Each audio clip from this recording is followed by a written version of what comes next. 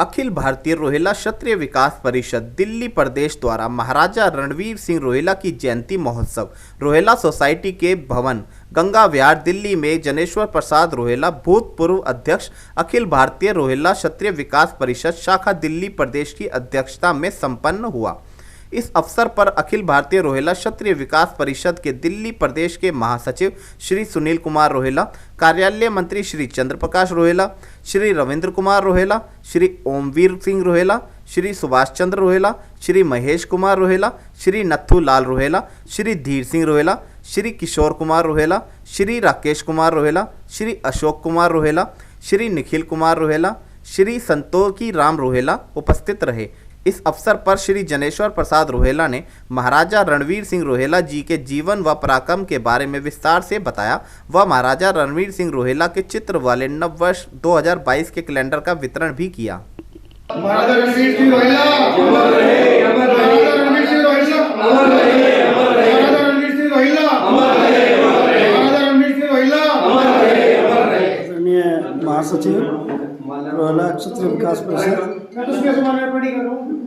और अध्यक्ष रणवीर सिंह जी,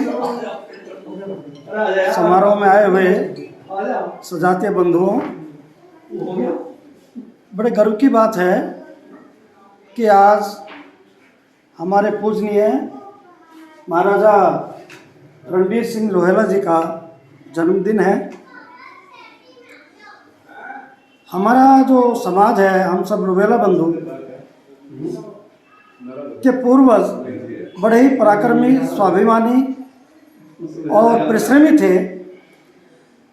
चाहे उनका सिर कट जाए पर कभी सिर को झुकाना कभी पसंद नहीं करते थे। कटिहार क्षेत्र में, जिसको के रामपुर क्षेत्र भी कहते हैं, रोहिलखंड, उसमें बहुत से राजा हुए हैं, जैसे गंगा सहाय, श्रीमान बिसल देव, श्रीमान रणवीर सिंह जी, सहारण जी, मालदेव जी, बहुत से ऐसे राजा हुए हैं, बहुत से पराक्रमी और वीर राजा हुए हैं। उन्हीं में एक राजा थे श्री राम शाह के पौत्र,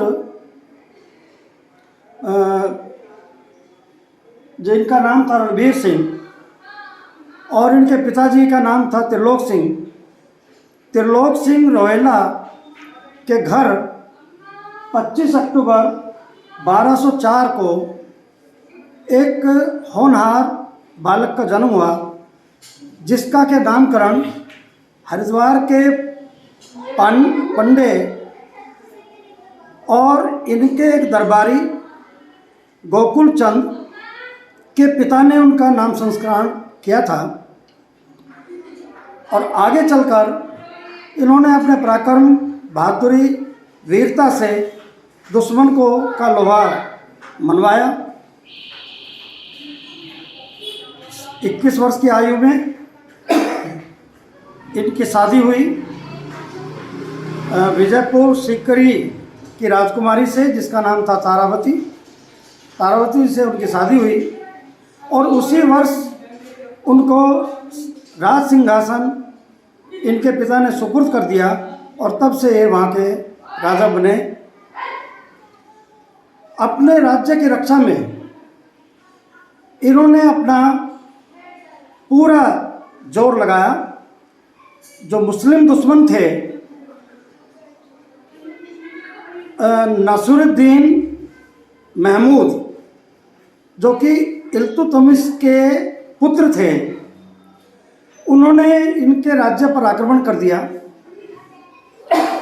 और काफ़ी युद्ध हुआ, जिसमें आखिरकार नसीरुद्दीन साहब की जो है हार हुई और वो वहाँ से भागकर आसपास के जंगलों में छिप गए।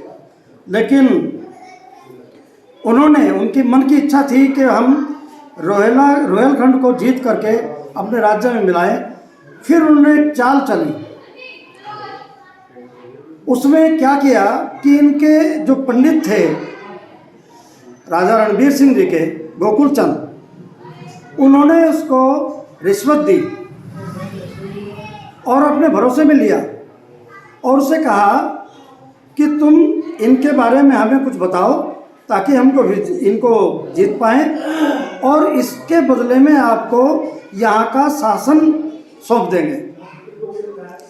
इस लोभ में और शासन के लोभ में, पैसों के लोभ में गोकुल चंद ने उनको उनका भेद बताया और बताया कि ये क्षत्रिय हैं और रक्षाबंधन के दिन हथियार नहीं उठाते कभी भी, तो रक्षाबंधन के दिन यदि उन पर आक्रमण किया जाए तो वो हथियार नहीं उठाएंगे, बहुत आसानी से उनकी हार हो जाएगी। नसरुद्दीन ने ऐसा ही किया। रक्षाबंधन के दिन 1254 में, इससे पहले 1253 में युद्ध हुआ था जिसमें उनकी हार हो गई थी, लेकिन 1254 में नसरुद्दीन ने पहले किले से बाहर अपना सफ़ेद झंडा लहराया जो कि शांति का प्रतीक है, जो जिसको ये दर्शाता था कि हम युद्ध नहीं करना चाहते थे और शांति बनाए रखना चाहते हैं। तो इस पर यह धोखे की बात थी उनकी। इसके बाद गोकुल ने उस किले के सारे ही दरवाजे खोल दिए और दुश्मन की सेना उसमें बड़ी आसानी से अंदर घुस गई और उन्होंने मारकाट मचानी शुरू कर दी। उधर रणबीर और उसके जो सेनापति या सैनिक थे, चूँकि क्षत्रिय थे, उनकी कसम थी कि रक्षाबंधन को हथियार नहीं उठाएंगे, उन्होंने हथियार नहीं उठाए और इस कारण से उनकी हार हुई और राजा रणबीर सिंह की मृत्यु हो गई।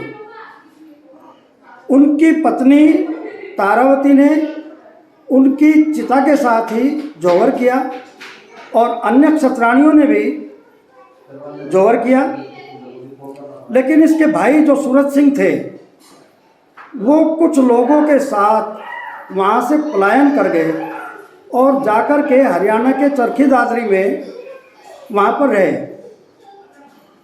लेकिन यहीं पर ही ये समाप्त नहीं हुआ।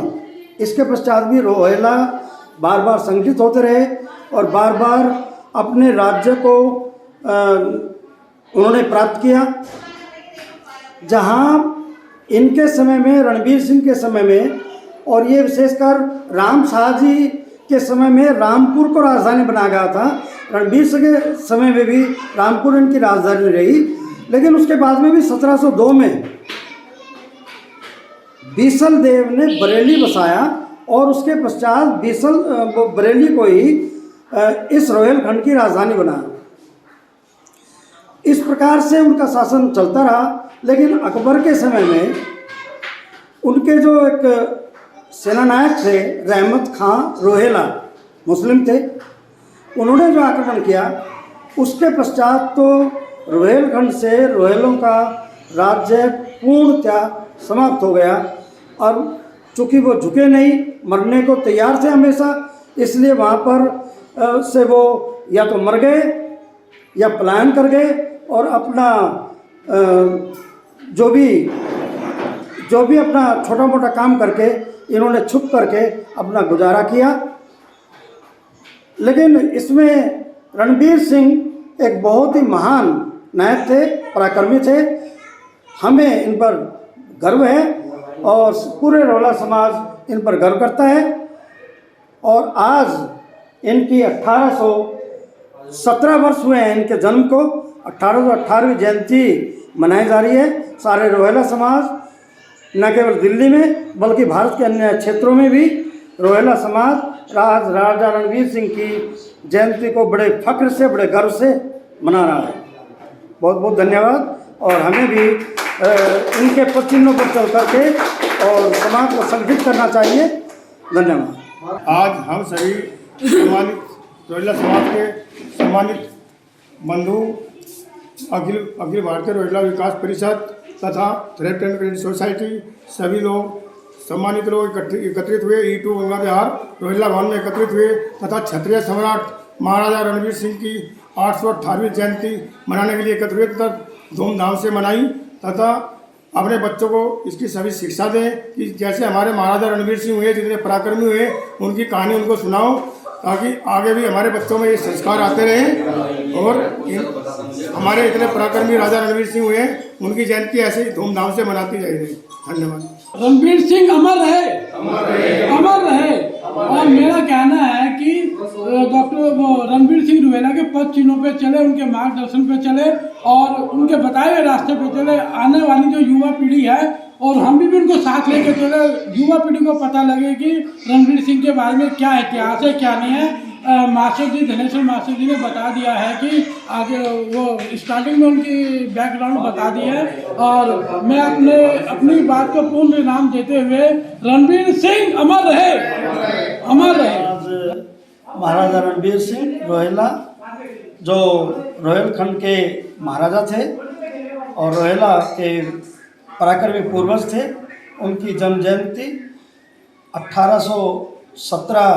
17 वर्ष होने पर उनकी जन्म जयंती आज Rohila thrift and credit society Ganga Vihar के ऑफिस में हाँ, गंगा विहार दिल्ली के ऑफिस में बड़े धूमधाम से मनाई गई हैं, जिसमें समाज के बहुत से लोग, बहुत से सदस्य एकत्र हुए हैं और उन्होंने अपनी श्रद्धांजलि उनके चरणों में अर्पित की। रणवीर सिंह रोहिला अमर रहे, महाराजा रणवीर सिंह रोहिला अमर रहे।